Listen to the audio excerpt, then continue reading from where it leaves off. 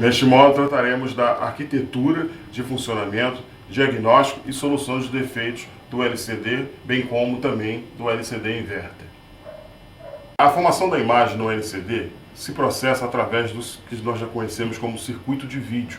Nós já estamos muito habituados a lidar com placa de vídeo, que também não deixa de ser um circuito gerador de imagem. Essa imagem começa a ser processada e montada nas memórias de vídeos quadro a quadro. E de décimos em décimos de segundo, esses quadros são mandados para os dispositivos externos, como o próprio LCD, monitor externo, data show, e enfim, qualquer dispositivo de monitoração. Esses quadros são montados em pequenos pontos, e esses pontos que depois vão dar a formação da nossa imagem em pixels, ou seja, pontos de resolução. A resolução dessas telas varia muito. Hoje em dia nós começamos o mínimo, que é 800 por 600, 1024 e vai por aí fora. Quanto maior a quantidade de pontos, melhor a minha qualidade da minha imagem, e assim em diante. A formação dos caracteres ou da imagem na tela do notebook LCD se processa da seguinte forma. O LCD é uma matriz, como toda matriz, ela é formada de linhas e colunas. A interseção dessas linhas e colunas, nós geramos aquilo que chamamos de pontos ou pixels, o ponto de vídeo. Até aí, a imagem ainda é preto e branca. Essas linhas e colunas recebem um potencial invertido, ou seja, um potencial positivo e negativo. Uma vez eu aplicando um potencial positivo na linha e um potencial negativo na coluna, a interseção dessa linha que faz a formação do meu ponto, entre essas duas convergências, eu gero um diferencial de potencial, ou seja, entre elas eu tenho elétrons. E esse diferencial de potencial faz com que esses elétrons se alinhem. Uma vez esses elétrons alinhados, por trás de toda esta coluna da matriz, existe uma coluna enorme de luz, de luminosidade branca, que é gerado através de uma lâmpada.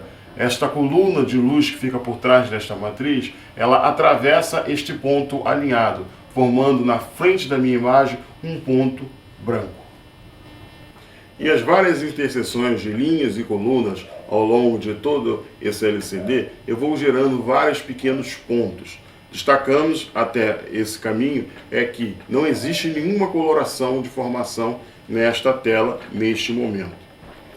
Uma vez criado todos os pontos, para que eu possa ter coloração, ou seja, para que eu possa dar cor à minha imagem, como é que eu posso fazer isso?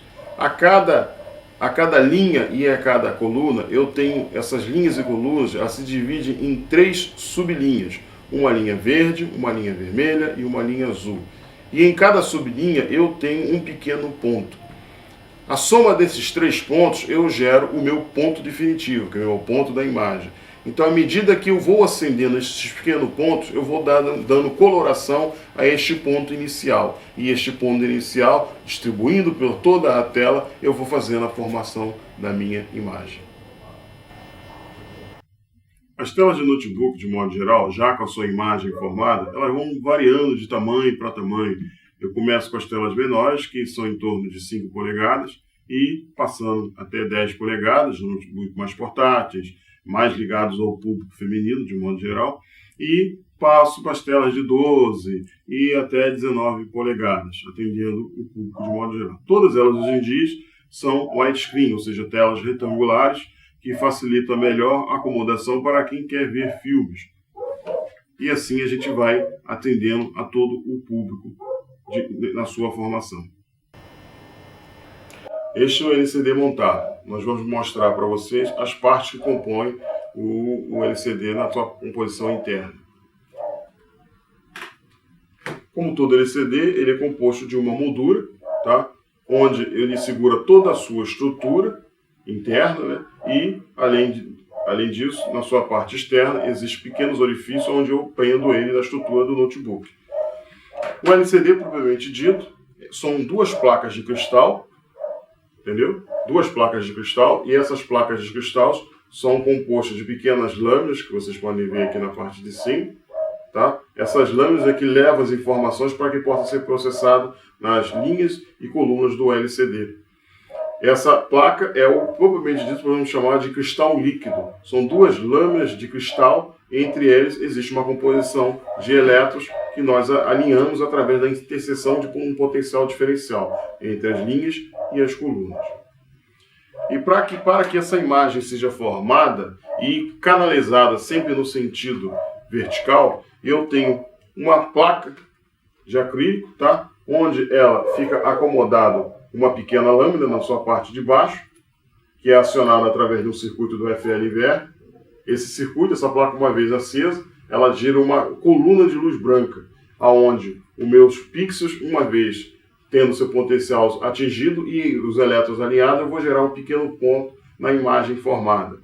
Essa placa, composta com várias lâminas, impede que a luminosidade desta lâmina saia para fora, fazendo com que ela sempre fique sendo projetada no sentido vertical. E, de um modo geral, eu tenho um segurador da estrutura que faz com que toda essa composição não desprenda e se mantenha numa única posição. Para que todo esse circuito possa funcionar, obviamente, é um circuito eletrônico, eu dependo de uma pequena lógica. E esta lógica está exatamente acoplada na parte externa, ou melhor, na parte externa e traseira do próprio LCD. Esta lógica recebe as suas informações através do conector de vídeo, tá? Ou seja, o sinal de vídeo propriamente dito, além da alimentação de todo esse circuito, transforma esse circuito em linhas e colunas para que eu possa fazer a interseção ou o alinhamento de um potencial diferencial no LCD para que os elétrons alinhem, gerando assim um ponto e a imagem de vídeo. Os LCDs recebem o sinal de vídeo através do conector que está acoplado à sua lógica. Esse conector pode variar de tamanho e de formato de acordo com o fabricante do próprio LCD. Esses conectores podem ter de 20 a 32 pinos, também de acordo com o tipo de comunicação que a lógica do LCD vai receber com o circuito de vídeo da placa lógica. Essas comunicações podem ser SVGA, XGA, WXGA, enfim, de acordo com o protocolo ao qual o notebook se propõe a dar resolução à imagem. E através desse cabo de vídeo, ele recebe também a própria alimentação para todo este circuito. O formato desses conectores vão variar muito de acordo com o tipo de LCDs. As máquinas mais antigas, os conectores eram dos lados. Com a evolução, os LCDs passaram a ter conectores ou no centro, ou mais para a direita, ou mais para a esquerda, enfim. Isso varia de acordo com o tipo do LCD, independente do seu tamanho. Gosto também de destacar neste momento que, independente do tamanho do conector ou do formato dele, qualquer LCD funciona em qualquer máquina, desde que o cabo de vídeo encaixe nele e assim ele poderá funcionar. Ressalto alguns casos que às vezes o conector encaixa e o LCD não funciona, porque provavelmente a pinagem está invertida. Mas nada disso nos impede de podermos testar o LCD em qualquer outra parte da máquina, desde que o conector seja igual, ou seja, os encaixes do cabo de vídeo e o conector do LCD sejam iguais e possam se encostar de maneira adequada. Mesmo que os finais sejam invertidos, não haverá queima do próprio dispositivo. Para que essas informações possam ser processadas pelo LCD, o circuito de vídeo manda através do cabo de vídeo as informações para que o LCD os processe. Essas informações vêm através de um conector que é conectado à placa lógica. Este conector, os sinais vêm pelo cabo, processando e até chegando ao próprio LCD. As informações que chegam no LCD são um protocolo que vulgarmente nós já conhecemos como RGB, sendo que esse RGB se divide em um segundo protocolo chamado X e Y, onde X está ligado às linhas e Y ligados às colunas. Quero destacar nesse momento que, como já foi dito, todas as informações e alimentação do circuito do LCD para poder funcionar, ele vem através desses pares que estão presos ao cabo. Cada par desse, ele manda a alimentação e também os sinais de vídeos. Os fios que estão soltos são apenas fios de aterramento. O fato que facilita o nosso diagnóstico é que todos os cabos, de modo geral, os pinos do primeiro ao quarto pino, apenas vem a alimentação.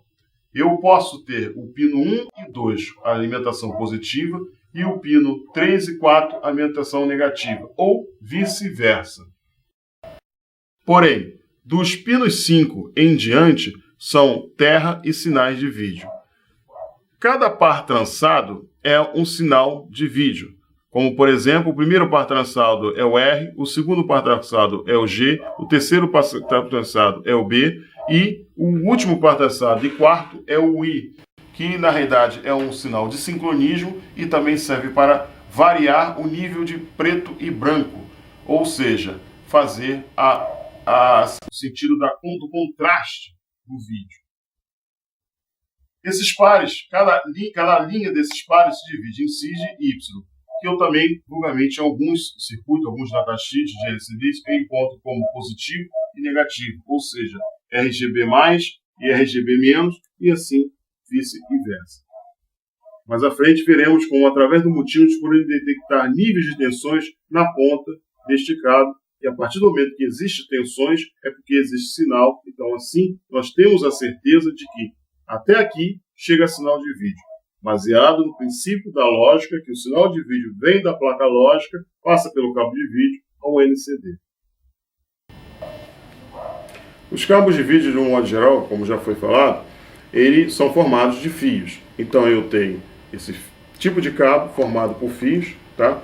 Toda essa estrutura interna que envolve o cabo, ela é apenas para aterrar os sinais que vão passar por dentro do cabo, evitando que gere ruído no sinal de vídeo. E eu também tenho um segundo tipo de cabo que é formado de filme, ou seja, chamado flat film. São duas películas de filme que no meio delas existem trilhas de cobre, formando assim as minhas ligações ao longo deste cabo.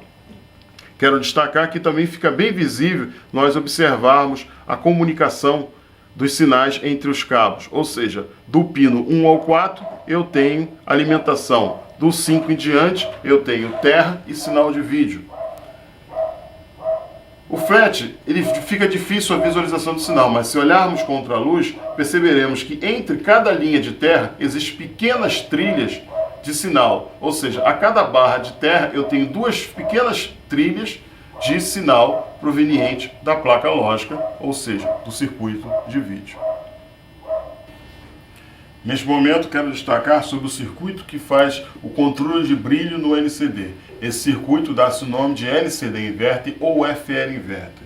Esse circuito é uma fonte que transforma uma tensão de baixa, DC, que gira em torno, em sua entrada, de 5 a 19 volts, que transforma em uma alta tensão, que na sua saída vai girar entre 700 a 1500 volts AC, fazendo com que este circuito acenda uma lâmpada chamada também de lâmpada de cátodo frio.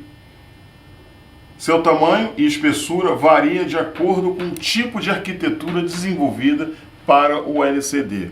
O tamanho da lâmpada não expressa necessariamente o tamanho do próprio LCD, nem a espessura dela expressa o tamanho do próprio LCD. Quero destacar que às vezes nós removemos lâmpadas de equipamentos sucateados, que as peças estejam funcionando para que tenhamos um custo melhor em nossas manutenções, porque essas lâmpadas ainda têm uma vida útil muito longa. Então, ressalto que devemos sempre prestar muita atenção com relação ao comprimento da lâmpada, o comprimento desta lâmpada e a espessura do tubo, para que ela possa encaixar no refratário onde fica depositado esta lâmpada. Este refratário onde a lâmpada encaixa para que possa refletir o seu brilho nas películas e no acrílico refletor. Esta lâmpada ela vai ser presa a um cabo, que é um cabo emborrachado. Este é um cabo emborrachado, que tem a sua coloração, que pode variar de branco ou rosa, ou branco e azul, ou branco e cinza, destacando que a coloração determina que a cor diferente do branco é o sentido positivo da corrente para fazer com que a lâmpada funcione de maneira adequada.